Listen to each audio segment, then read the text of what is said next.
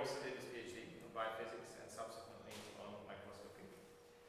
Whereupon he went to California to work with moving goo for a postdoc on tadpoles, and then he started his lab at Harvard in 2001, where he's been ever since, despite being wooed by various other institutions around the world. So without further ado, I would like to give you Florian Engel.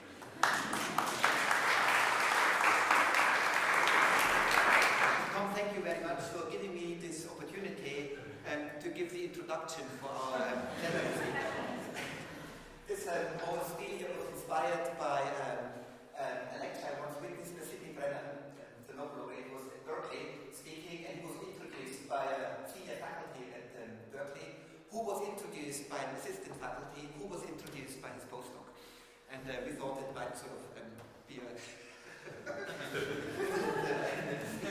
So I will tell you a little bit about our plenary speaker today, Philip Bonhoeffer,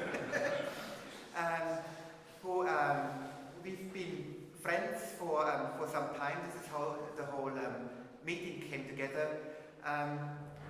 Philip is the brother of Tobias Bonhoeffer, who many of you know, and he is was trained as a heart surgeon in Italy. So he was trained in Italy, and his initial claim to fame was that he's the one who developed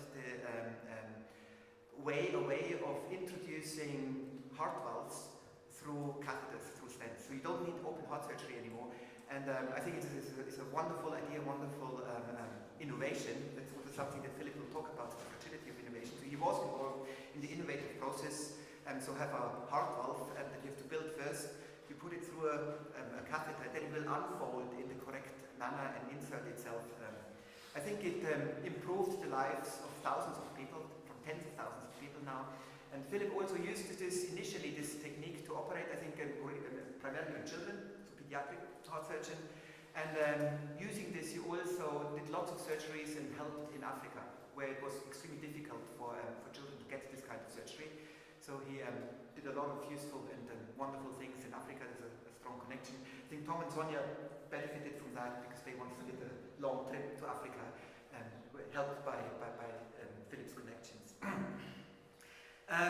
Philip then moved on and also pursued his passion for music. So he's as you know, you've heard him, I think a professional quality violin player, so he plays the violin at an extremely high level, but he also has now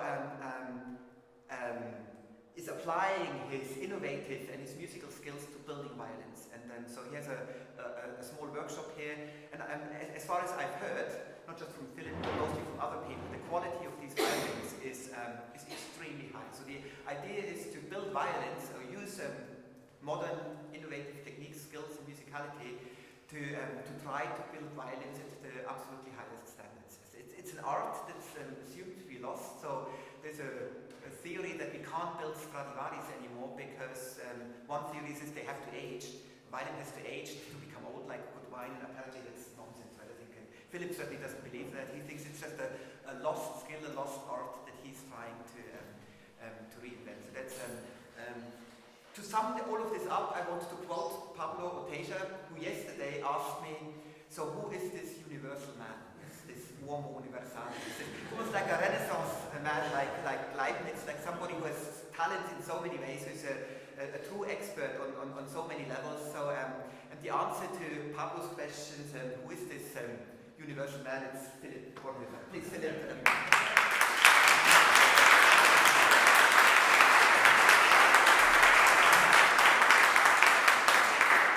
Thank you, Florian. I never had a four-level introduction, so I'm very pleased and very honored by that. And it's really nice to have you here, and it's for me definitely a first to speak in front of neuroscientists. And I'll try to make my talk relevant somehow to you. Obviously, as Florian said, I come more kind of out of the field of cardiology as far as this talk is concerned. And I want to take you a little bit through the process of, let's say, ideas and innovation, and I always found the concept of the fragility of innovation quite an important one, because you'll see that I think that ideas can get lost on their way, which is actually a pity, and I'll talk a little bit about this particular thing. In order to do that, I'll take you through the stories of many people and actually many different topics. So it's about music, it's about people involved in medicine, there are composers, we're talking about catheters, whatever. And you see here a list of people, and I think with your general culture, you will recognize some probably, but I don't think anybody in this room would know every single person who is mentioned there. Actually, there are a few more whom I forgot to put on that list, to be honest. So I'm going to start my talk, let me try to do this, just to say that there are kind of different phases in developing ideas. Obviously, in the first place, you have to have an idea. Without that, you don't get very far. Then the idea needs to be somehow accepted, and actually here, I mean, in the kind of immediate environment, by the boss, by the whatnot, in the immediate environment. And then it needs a recognition at a later stage for a bigger public, let's say. And then eventually the idea needs to be developed. That is then just a different phase yet again. And you see that makes the acronym of HARD, and I think it actually, there's a lot true to that every single phase of this has to be lived through, and every single phase has its difficulty, maybe least the having of ideas. That's maybe the easiest part of it all. Now here you see that different people are involved at different times. So the having of the idea is obviously the inventor. The direct environment is the acceptance. The future users play a role when it kind of broadens its spectrum. And then the development would be industry. But it isn't quite like that. It isn't quite like that. You'll see on the next slide how it is. The inventor is a tiny little part of the entire development of kind of, let's say, at least a meaningful idea. So I think this is how it is, and obviously that comes into play that, for example, industry has to be taken very seriously, or, I mean, it's not necessarily industry, but kind of the end user in a way has to be taken very seriously in the kind of development of ideas. I'd like to play one thing through with you, and this is the only time I talk about computers. You know that historically IBM had a very important role in developing computers, and they were very clearly the market leaders. So they made good computers. It was a very well run company. IBM was doing things to the books. I mean, so what they respected perfectly well was to listen to their customers. This is one of the kind of absolute most fundamental business rules. If you don't listen to your customers, you basically get nowhere. Everybody in business school learns that on day number one. And amongst those things, they have to look at competition also. They have to see what else is happening on the market, whether there's anything which could potentially, where they would need to make an investment, where they have to they also have to focus their interests. So that is what IBM did. They asked for what the clients wanted, and they got this answer, we need faster and bigger computers. Computers were used in banking mainly at the time. And they, therefore, obviously IBM, like any company, had some people who kind of built computers and left the company and tried to do something outside. So, once again, the customers were asked, is that relevant? And they said, no, it isn't, because nobody on their own can actually do anything in computers. There's no danger if kind of people leak out and go, we don't have to worry about that. And so they didn't. And the only thing these people outside could do were kind of little small stupid things. I mean, which were irrelevant. They didn't have computing power. They didn't have the money to do anything right. Now what happened? Computers were smaller outside. Okay, so they made small computers, but these small computers could be placed at home. And the computer power was not so relevant for the computers which were used just at home. They weren't banking computers. And if they were a bit expensive, it also didn't really matter.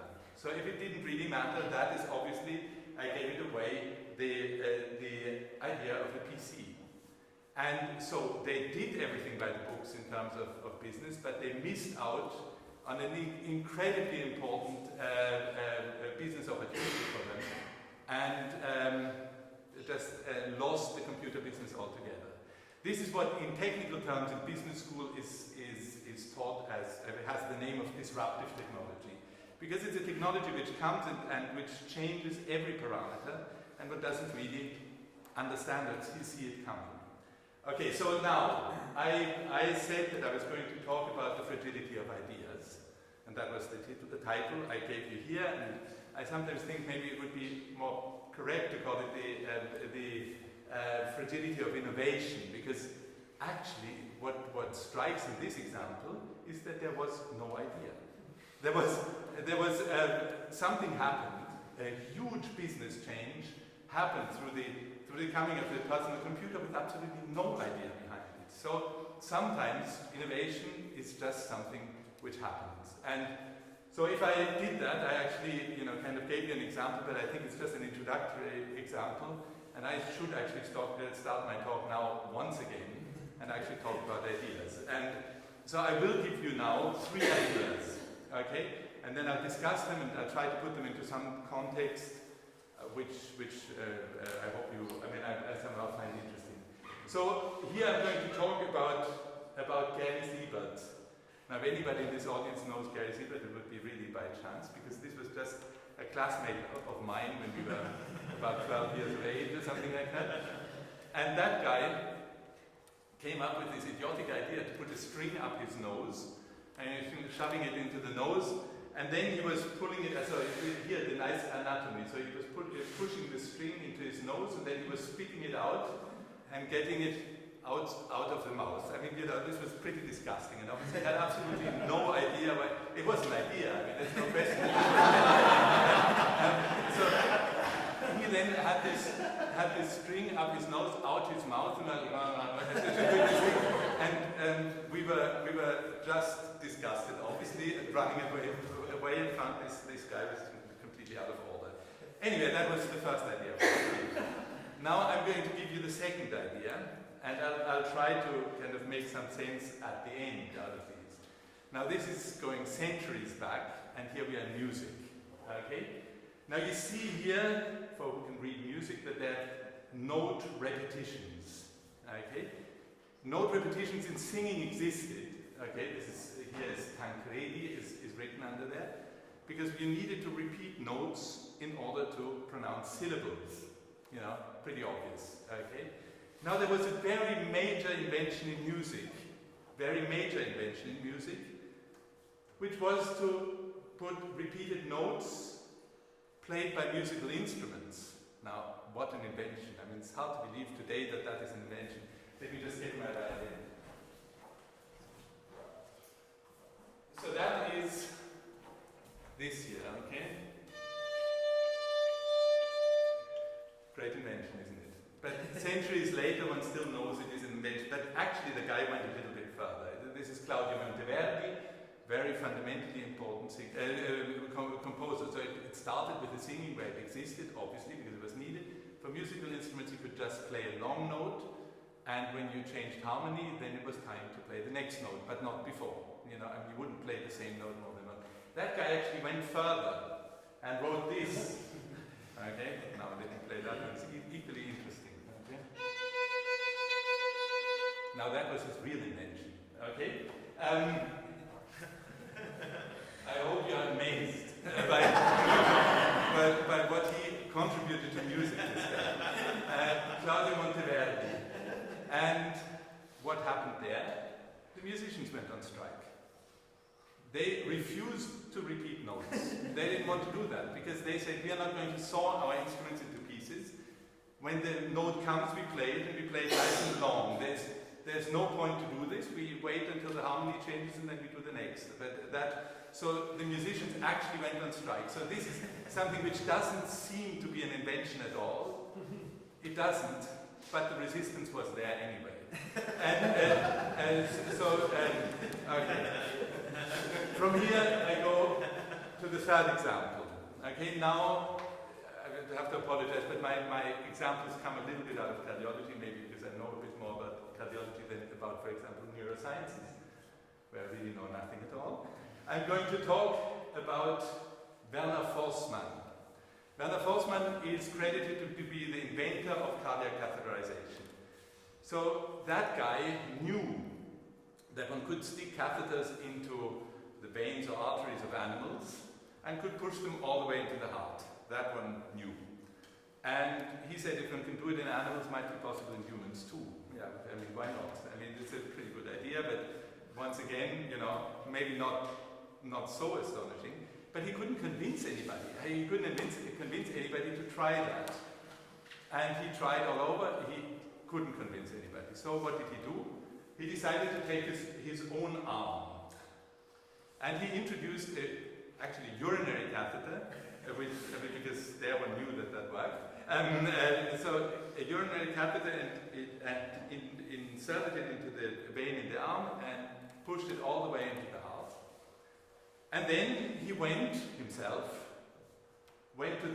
the X-ray department and made this X-ray which shows the catheter in his heart. And then he came back and was proud that he could do this. So how did he know when to stop pushing? The length, he just measured the length, Oh, and yeah, kind of knew how long that was. And so this is a historical photograph of this guy who made this incredible thing, did this incredible thing.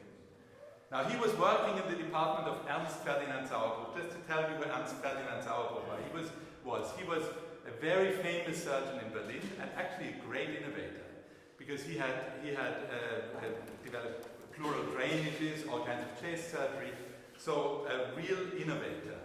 And when Werner Forssmann came to talk to Sauerbruch about his experience with his X-ray, walks into the room or the office of his boss Sauerbruch, what did Sauerbruch say? With this type of stunt you might get a job in a circus, but not in a proper German university hospital. That was the reaction of somebody who was said to be an innovator. And what did he do? Disciplinary action was taken against him for self-experimentation. The guy was kicked out and then ended up, the poor guy, as a urologist in the Black Forest somewhere. So that was the end of it. Okay. Now to go on with this story, one has to say that Werner Forssmann eventually won the Nobel Prize for that. Okay, so later, but quite some time later, the recognition came. And it was actually André Cournot, because this guy was a urologist by then. André Cournot was the guy who realized that Forssmann had done an important thing and realized what one could actually do with catheters. So that one could measure pressure, that one could detect dye, that one could do all kinds of things. So that's what so they eventually got the Nobel Prize together. In Berlin, where they criticized Forssmann, because what they thought was completely stupid. I mean, to put a catheter, you know, and to walk to they just thought the guy was crazy and stupid. So what happened there was that the people in Berlin said it's the first time that the Nobel Prize was given for stupidity. And so the guy this was the new type of thing, so the Nobel Prize of stupidity. Yes. Like Gary Siebert, no? Well, we're getting there. So, the question now is, there are two components. Who is the dumb guy of those two? You know, because obviously somebody was, and I think that's actually a question which is a bit more interesting than one would initially say, because he'd obviously say, what an idiot Sauerbruch, okay? But I would exactly quote, how could Ernst Ferdinand Sauerbruch know that was any better than Gary Siebert? It was just disgusting. You were putting something into the vein, you were the same thing. So actually, it is understandable why Sauerbruch reacted like this. I, as a kid, well, I wasn't Sauerbruch, but still reacted certainly the same way. I never questioned whether what Gary did was in any way useful or not. So evidently,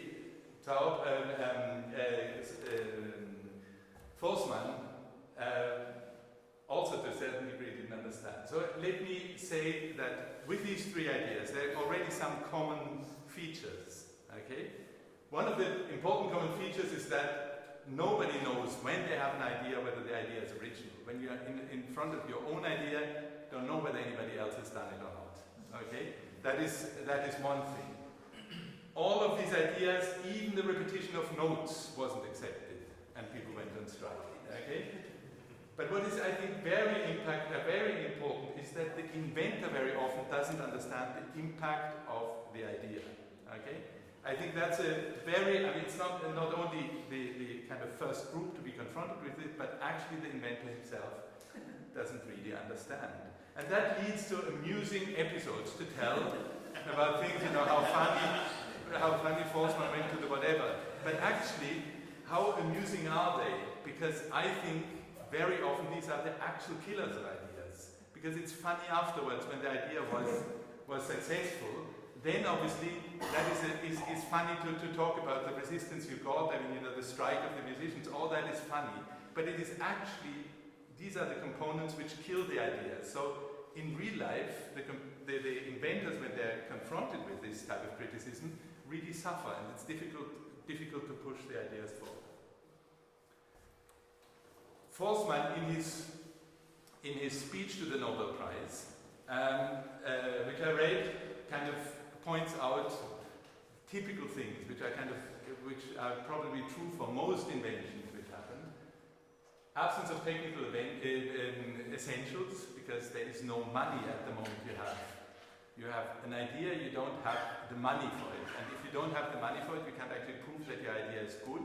And that is, with these grant-giving bodies, a complete disaster. I mean, I think you know that I'm not a big friend of how money is given to research in kind of modern days, because you have no way to actually explore whether your idea is worthwhile or not. If you have to write a grant, the people reading, and so you lose so much time that your idea is old by the time you actually get there. So it's too difficult to get financial things. But that was a problem already at the time.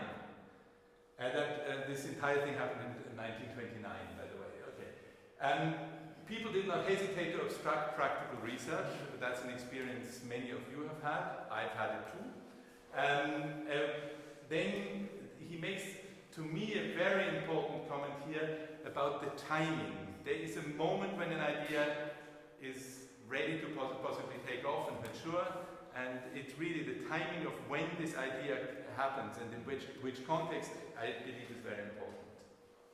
And then he says, you know, eventually voices must fall silent, because when something works, people begin to shut up. And you know, and that's how so this is kind of a very typical way of kind of not a surprising way how he describes it. So the problems with the idea, as I told you, we have the resistance, we've been there, lack of understanding of the impact, the timing. Then there are kind of really things like blindness, and I've kind of mentioned a few things about the aspect of money in that kind of in the early days. And I can only say if the inventor kind of has an idea and thinks, oh, I'll make big bucks out of it. It's so difficult to make bucks out of an idea because you have to patent and you have to whatnot. If you kind of let that complication run into your project, then you'll never get anywhere, in my belief. Anyway, so I said that sometimes the impact is not understood by the inventor. And if we look back at this Sauerbrot-Forstmann story, if Forstmann had understood what he was actually doing, he would have been able to convince Sauerbrot. But that was just not the case. He was sticking a catheter inside his body. He didn't know what that would actually lead to. So how are you going to convince anybody if you don't know what it's good for, what you're doing? So, or you only know partially what your idea is good for. Then there's the topic of blindness. And the blindness might be by the community, which is common. Usually the inventors are interested in their own ideas. But even the inventor can be blind to his own ideas or his own discoveries. And there's a beautiful example to that, which is Fleming. Fleming is the person who discovered penicillin, okay? And obviously also won a Nobel Prize for that. And he learned that penicillin was a potent killer of microorganisms, of sensitive microorganisms, obviously. He knew that these same microorganisms were important in disease. I mean, so they were pathogens and they were just important. And then he also knew that it was non-toxic. So, great, you know. couldn't be better, you know. What did he conclude? He said he never injected penicillin in infected mice. He didn't have that idea, which is unbelievable. He knew knew it wasn't toxic. He knew it worked. I mean, what the hell? I mean, you know, he did not inject it, and you know. So why was that? I mean, why the hell can that happen? You're right in front of it. You're right in front of it and don't understand. Well, dogma.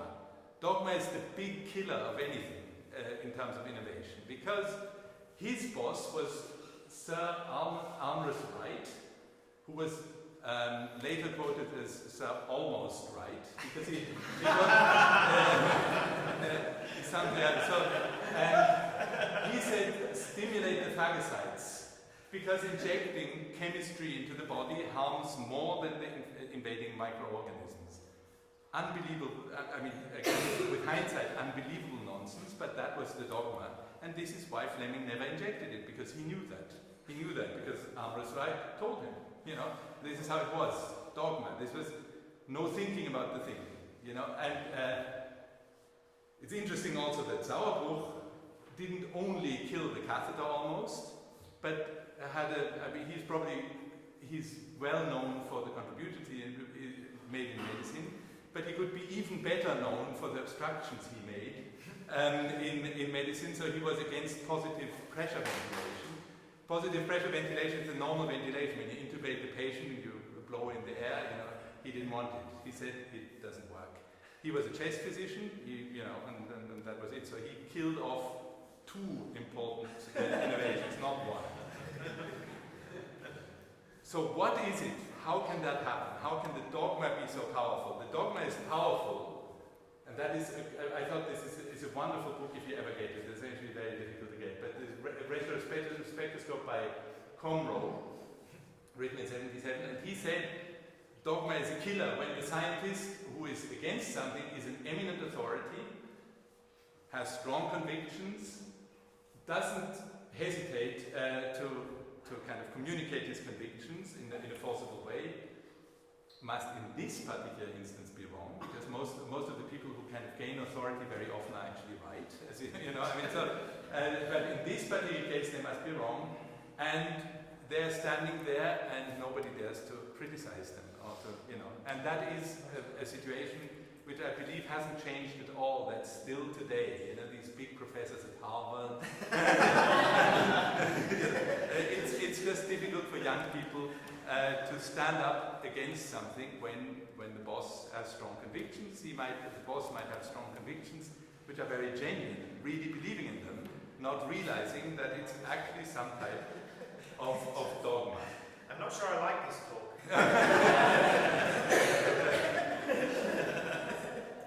Well, in this kind of interest I had around ideas and innovations, I said it would be great to find some failed good ideas. Now, how the hell are you going to do that now? That's because if it's a good idea, it would work. You know, I mean, how can you say? I mean, a good idea is actually the one which had success. Otherwise, you can't prove it. So this is somehow an oxymoron here. This one. This is failure of good ideas doesn't really work as a concept. Let me kind of show you what I found as the best examples. Again, here I'm going to go to cardiology once again, and here was an attempt to make a heart valve. There's a little ball in a cage. This is kind of like a valve on a snorkel, can you imagine? Which was introduced by catheter. There was a foldable metal structure and then this ball which was put in. And that was an experiment done in 1992. Now, here you see the catheters. They're going to inject some dye, and they're going to show that the dye is only here and doesn't flow into the left ventricle. Just believe me, it's here. And so that was a good idea because it worked for 5 minutes, you know. But it worked. But the concept was based on this type of heart valve, which existed as a kind of relatively commonly used heart valve at the time. And this is the so-called Albert Starr valve, and they just built that with a catheter, and it somehow worked. This was an experiment done by Dusan Pavcnik. I found that because, you know, I just found this thing, but completely unknown work, and you know, it's fine if in the beginning it worked only for a few minutes. I mean, you can usually improve technology and possibly get to something. Still, to date, I'm not aware of anybody who has picked up this type of research once again. In 1992, there was another attempt to do the same with the so-called biological valve. This is a heart valve which is introduced by surgery. You obviously have to crack open the chest, open and stop the heart, and put the valve in, and then start the heart again, and so on. Which all stuff is pretty much routine in cardiac work. Now I have to push the right button. I'd like to get back to the musical examples, to the repetition of notes, just very briefly, and I'll ask Eduardo to join me for a second.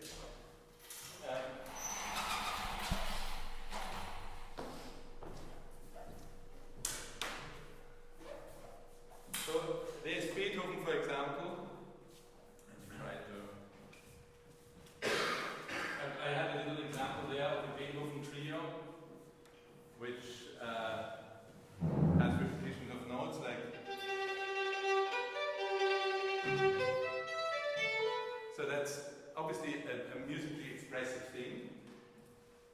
And I'm going to play, if I find it here, just a little thing with Eduardo to show you. We'll play it once without the repetition of notes, and then we'll play it again with the repetition of notes, and it's just a little Mozart sonata, just a little part of a Mozart sonata. Okay, go for it.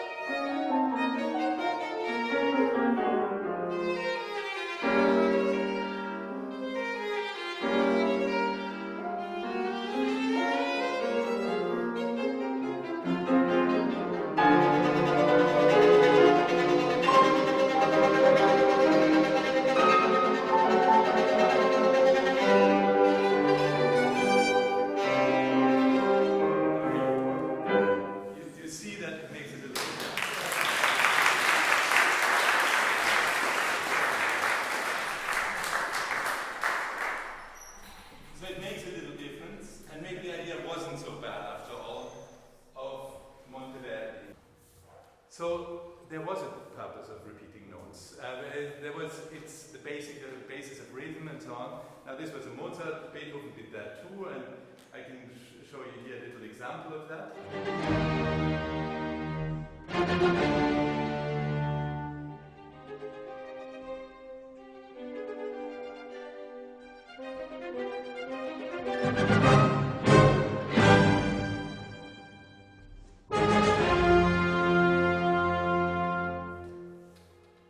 Okay, so that's Beethoven's Fifth Symphony, just another kind of the thousands of.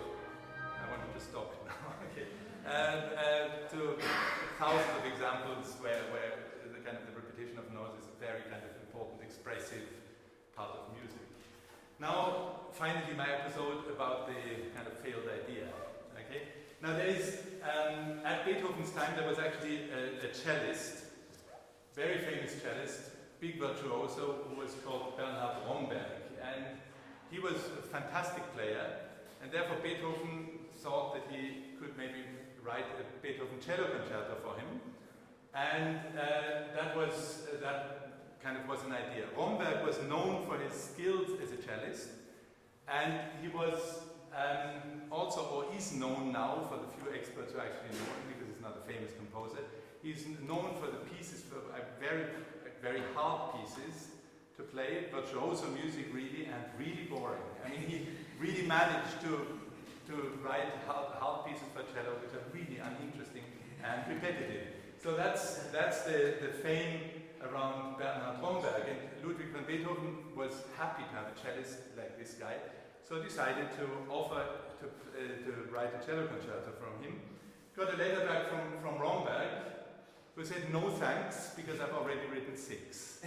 So there was an idea which was going to be good, because a cello concerto by Beethoven would have been by definition excellent. He wrote no bad pieces, pretty much. So that would have been a great idea, but it failed. Now if we translate that into kind of modern English, what made it fail is called conflict of interest. That's what it is. It's a financial issue, only that it was some time back, and that's just what it is. Okay, now after this, I'm going to go back now and put my own story of this heart valve a little bit into the context of what I said and make a few more considerations. So what I did, I found out that there was a valve which was beginning to be used in cardiac surgery, which is from the neck of the cow, so bovine jugular valve, jugular venous valve, and here you see the valve with its 3 leaflets. It works a bit like a parachute, and I was just thinking that one could use that in order to suture it inside stents. You might know what stents are. These are these metal structures which are brought in by catheters to hold a narrow vessel open, for example. So my idea was just to suture one of these valves into these stents, which would then look like that. I'm sorry, I just got this picture off the internet this morning, not a beautiful one. But you see what the concept was, and that obviously could be compressed down on a balloon catheter and then delivered. And here you see my very fancy research laboratory I had. That was the sink in the kitchen of the hospital, not my own.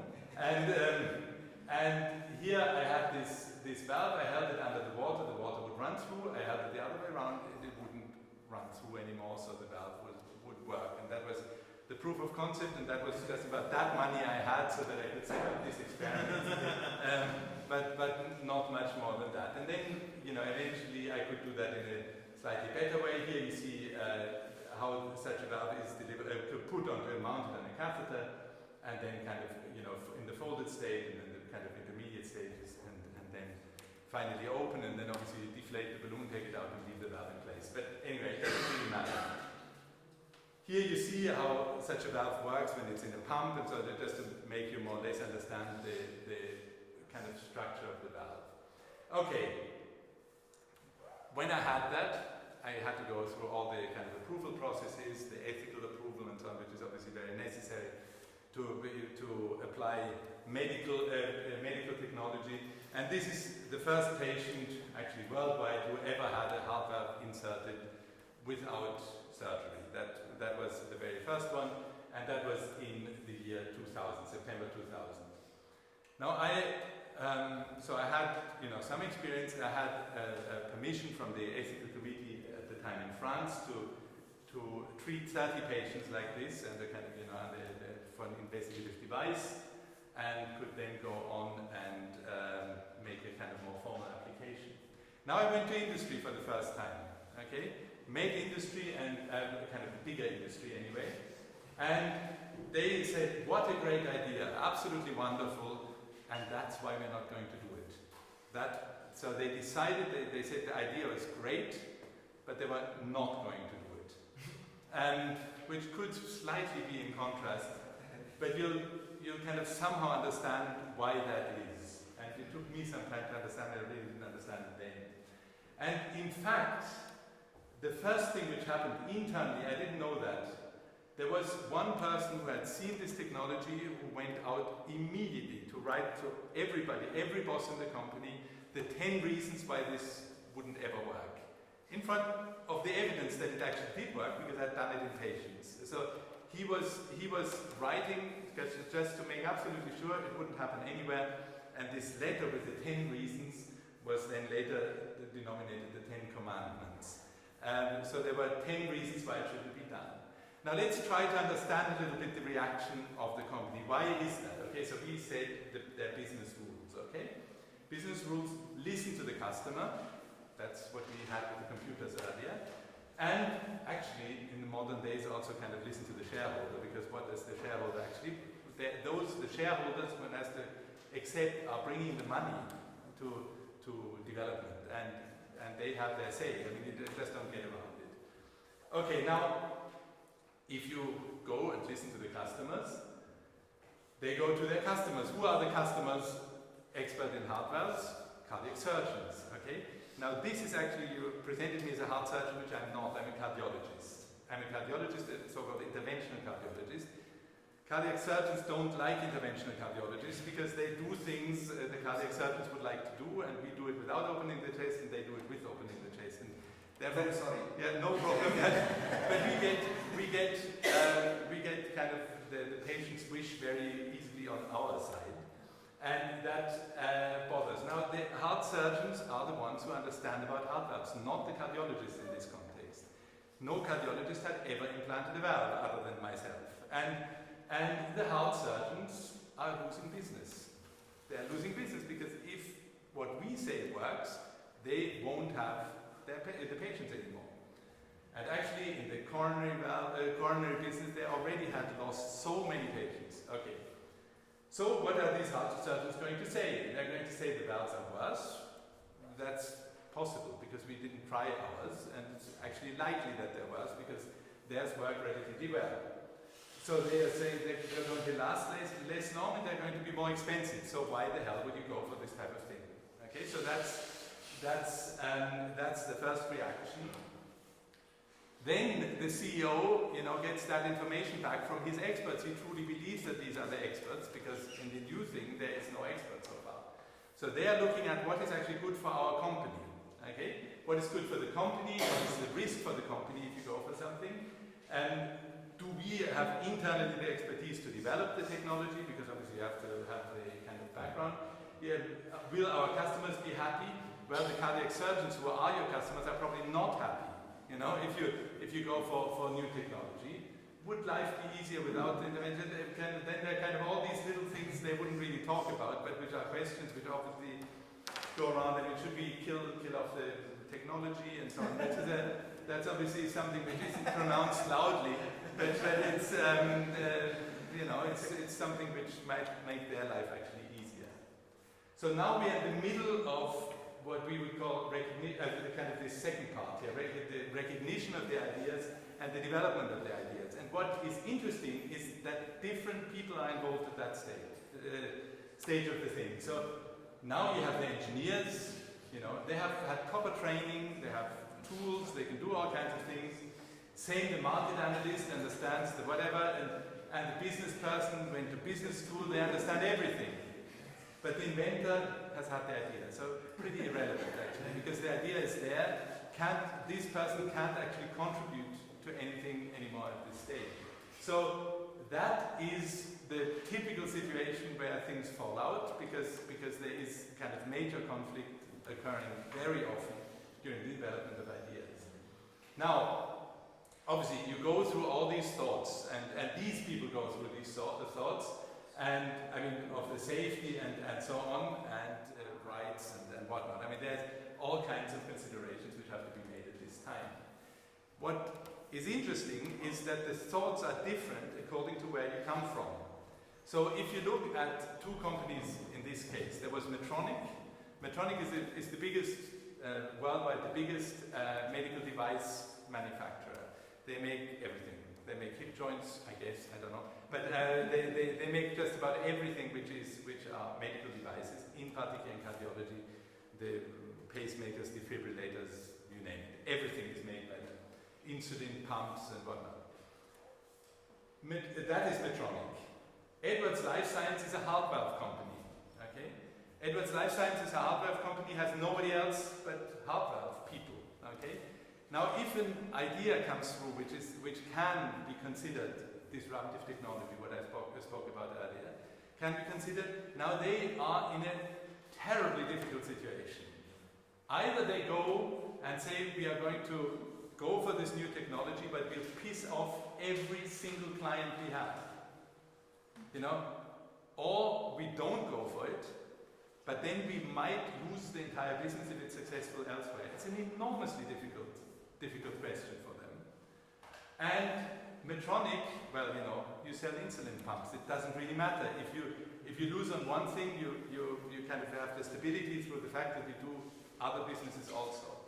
So extremely difficult. So a CEO of Edwards would be much more inclined to say, okay, let's buy, for example, I'm a bit maybe overstating it, not really. Let's buy the technology, make sure that we have every patent, and then sync it. Because that's the safest way to stay a market leader. That's how they might have to think. So this is obviously also right, because these people have to work for, they have people who work in their company. For Medtronic, and I said earlier, that's the company I work with, they said no, because when I first met them, they said, this is a wonderful idea, but it's so easy to understand that everybody would understand it. And you have to consider that we are a company which make only good products. Okay, so if we make another good one, it actually doesn't matter.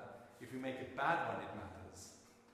So if anything goes wrong, the reputation of the entire company is in danger. And I would understate if I said that the value of I actually knew that. I mean, Medtronic had at the time about turnover about $10 billion a year, and the value of a company is usually calculated to be about 7 times that. Okay, so let's say $70 billion.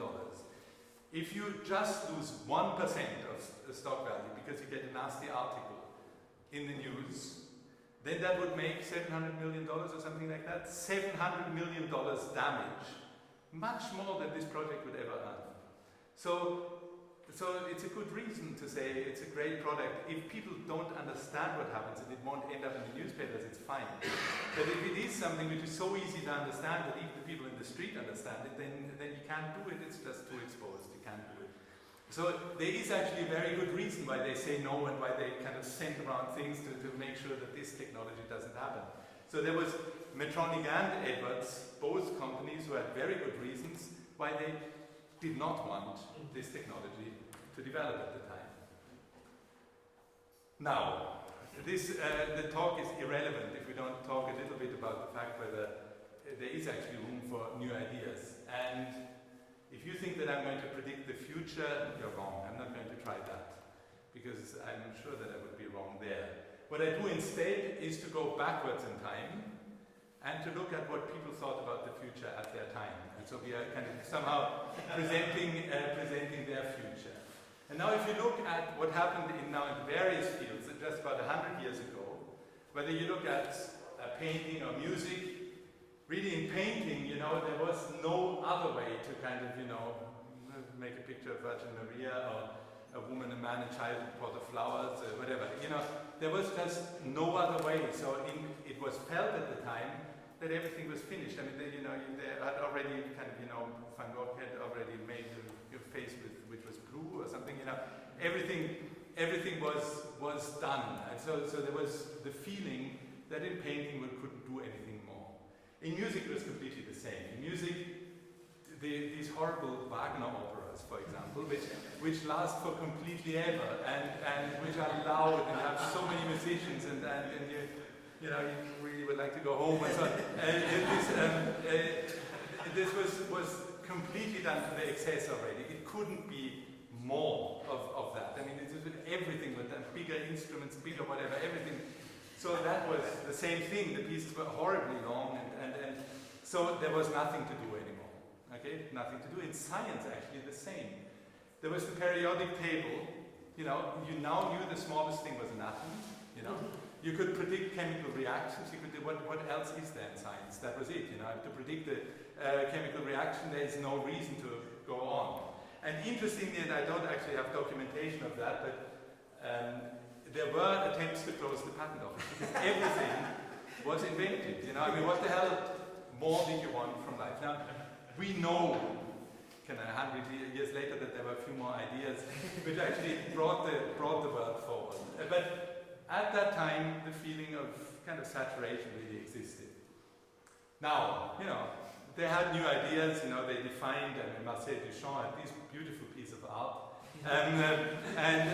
so these were things which then came. One tried with Cubism. One tried to kind of bring another dimension into kind of a two-dimensional picture and so on. So all of a sudden they were really cracking the thing, because they were going from realistic painting into abstract painting. It's a huge thing actually, you know. But that is because they were stuck, they didn't know where the hell to go. They were stuck. I mean, there was actually no other way to depict a flower pot or something. In music, the same. Okay, in music, all of a sudden one questioned absolutely everything, and it was Stockhausen who started to teach a new harmony. Actually, he wanted to break away from, you know, the minor and major and whatever, which is obviously part of the harmony, the way we listened to yesterday night, for example. So he wanted every single note. I mean, there are 12 notes, you know, before you get from a C to a C, there are kind of 12 notes. And he wanted every single note to be played once before the next one came. So that had forced you to get out of the classical, you couldn't have harmony. And he thought that he was going to develop a new way of listening to music. And I'll let you enjoy that for a second, what he wrote.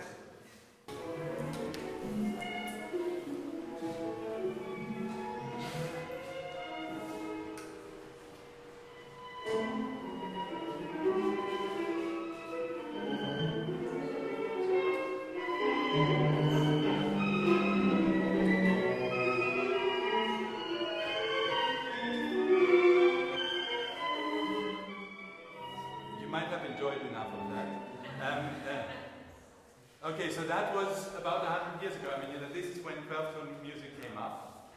And then I would actually now like to play, I hope this time it works, and it's not very loud, but anyway, I hope it works, and I would love this to be a bit louder.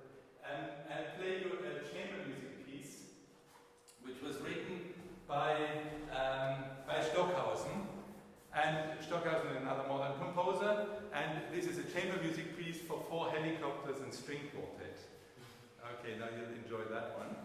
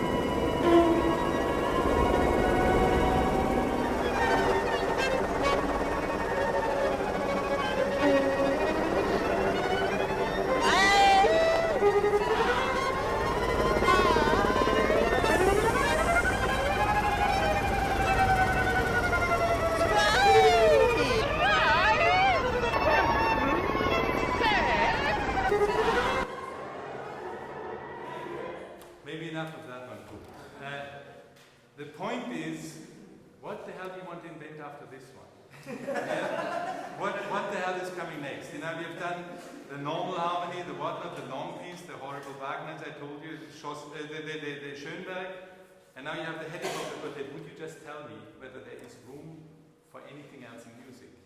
It's hard. I don't know how many of you would actually consider this a piece of music. I have my trouble. So that leads to the question, is that true that it's never been as difficult as today to invent something? Could be, you know, because I mean, where the hell do you go on from where we are standing with this piece of music here? I mean, what the hell more do you want to do? I mean, 6 helicopters, great, you know, that's doesn't really make the difference. Well, I would actually like to challenge that, okay, because the inventions we are talking about, let's just say 200 years ago, in the world there was that much known, and the rest is this white, you know, big space of the unknown. I think you are scientists, and I think we all believe that the unknown is pretty big. Okay? Let's say that was the case about 200 years ago. Now, obviously, the inventions were made always very close. Okay, so this halo, let's say, the inventions usually have to happen very close to what is already known. I mean, if you, like Leonardo da Vinci, for example, invented kind of a form of helicopter, that must have been a bit of a crazy idea, and was all the way that far out, you know. Probably they thought the guy was crazy, stupid, whatever, because he came up with I mean, outrageous ideas, really. But usually, I mean, for example, I told you, you know, I mean, most of these inventions are just very close to that. Now let's say that was about 200 years ago. So if we say that some inventions have been made over the last 200 years, we'd say that the ball now is bigger. Okay? So if the ball is bigger, the contact area between the known and the unknown is also bigger, which would mean as a consequence that it has never been as easy as today to invent something. And I think that is anyway what would lead me in my thought. I think it has never been as easy as today to invent something, even if it is unimaginable after this helicopter quartet to think that there is space for new inventions. In my own case, when Werner Forsman did this experiment, to think of a valve which you could implant without surgery would have truly needed a genius. In my case, I had this little valve which already existed in surgery. I had the little stent which already existed to put it together. I mean, that was simply an invention which had to happen. I mean, if it wasn't me, somebody else. I mean, it was a pretty obvious thought. It happened that nobody else had it before me, but somebody else would have had it. So that is the typical kind of normal kind of idea or innovation which exists. Now I want to eventually conclude, and I'm sure you hope for that relatively soon. But before doing that, I would actually like to tell you two stories. And this is about the heart valves. Now, I started with this pulmonary heart valve, I'll tell you in a second, which was put into this position here in the heart.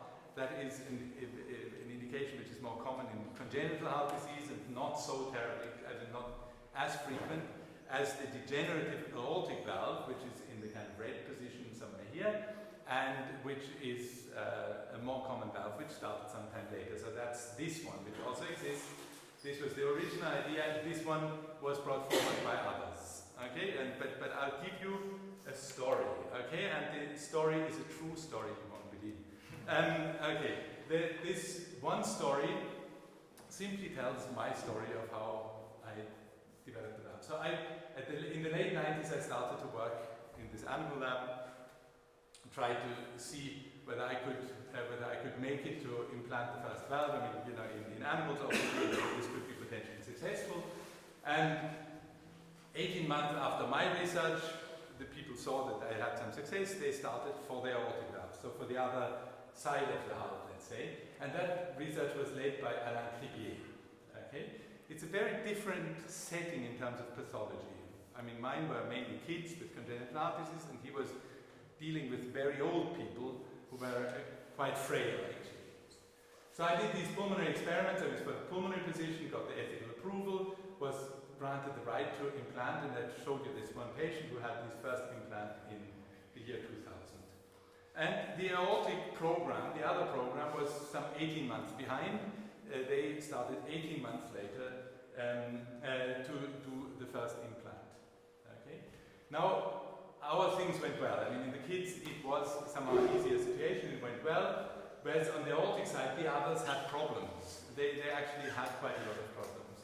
So by 2004, this was 4 years later, I had done 50 cases and implanted, and I didn't have mortality, so nobody died. Whereas in the aortic, I told you it was more complicated. They had done 20 by then, and there were only 7 survivors 3 months after the procedure. So very different in terms of mortality, morbidity, and mortality. So there are obviously the regulators, and the regulators allow you or don't allow you to work. And the French regulatory agency stopped the aortic program because there was too much mortality.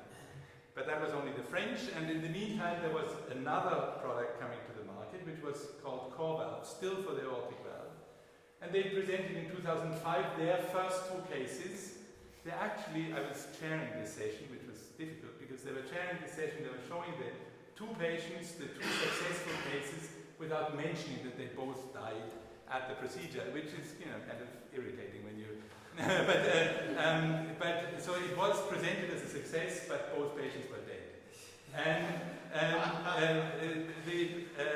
in September of 2000, by that time, I had done 100 cases, and, because of it, more simple environment to implant the valve, I still didn't have any mortality. Okay, then in 2006, this core valve company came again. Now they had 11 cases, and they had 4 survivors out of 11 at 1 month's time. So it was, the aortics the aortic side was actually truly, really problematic. Now the regulators were there because they realized that the death of the aortic valve were actually not related so much to the device as to some other things. So what one kind of foresaw as a potential problem wasn't what actually occurred in clinical practice. So the patients, the patients in the aortic program actually didn't have alternative treatment. So then you can say, if they're deadly ill and they really don't have alternative, maybe you can still do something. They admitted that the population who needed aortic valve implant was very fragile, and they saw the success of the pulmonary program. And they said, well, if the they thought about that a lot. I was involved in many phone calls and so on. It ended up with the fact that the regulators said, yes, we will allow to do even the aortic program. The technique improved, the selection criteria of patients improved, and you see that there are now about 10,000 people treated yearly for the aortic, not for the pulmonary side, but it's just about 1,000 or so, much less. And 10,000 patients are treated on a yearly basis, and really the mortality dropped in an absolutely dramatic way. So the regulators did a good job, and it was a very difficult call to do that. Very difficult call. Okay, now I tell you a second story, and that one is invented. Okay, that's just an invented story. It has something to do with the first one. You'll see. We are just changing dates here. Okay, I'm just changing dates. Nothing else. I put the aortic program in front of the pulmonary. Okay, and we'll run through the same series of events once again. So the pulmonary valve research started. So all this would have been the same. 18 months later, doesn't really matter. But then after aortic experiments, ethical approval would have been given. Why not? And the experiments, it worked. Okay, then the first aortic valve implantation was done. Okay, forget about this one. Okay, this particular topic. Pulmonary implants, would still wait at this point, but the aortic implants would have been as problematic as otherwise. There wouldn't be any other reason. Ethical approval for pulmonary valve would not have been given on that basis. Okay, so the pulmonary valve would have never seen, because it would just not, the patients weren't that ill that you would do that. So pulmonary would be dead just because it started with the aortic. Okay, we go on, they would have shown their 20 cases with the 7 survivors. The French regulatory agencies would have done the same. They would have stopped the thing. Then the next thing, CORVA, would have come also showing that patients would die, and then they would come with the second proof that patients would die. There wouldn't be any supportive technology to make people believe in the technology, and after very careful considerations, the regulators would have just said no.